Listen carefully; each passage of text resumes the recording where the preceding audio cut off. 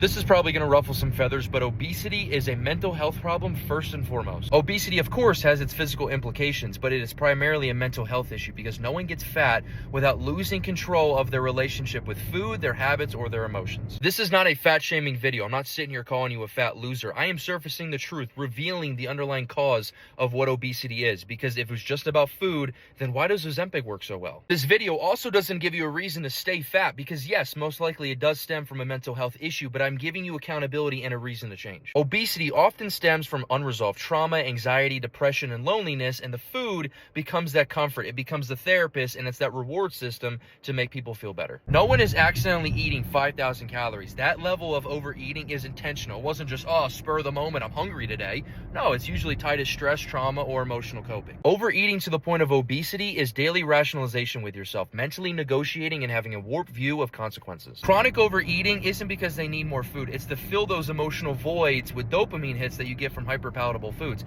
You're not seeing someone get fat from fucking eating spinach. Most obese people, they know what they need to do. Stop stuffing their face, go to the gym. It's not a lack of education. It's a lot deeper than that. It's emotional instability. It's the lack of self-worth that is tied into that, causing them not to be consistent. Discipline is a mental muscle, and it is often either broken or underdeveloped in most people with obesity. I am 2.5 weeks in on my journey up to 300 pounds, going from natty to fatty, and I have a pretty good appetite, but the sheer volume that you have to eat every meal day in and day out is actually incredibly hard. That alone proves that most obesity isn't just physical, it is mental conditioning. You have to plan eating the food because your body fights back. The psychological aspect behind obesity is something that doesn't need to be swept under the rug and needs to be talked about more because it's one of the main contributors why more than 50% of the US is overweight.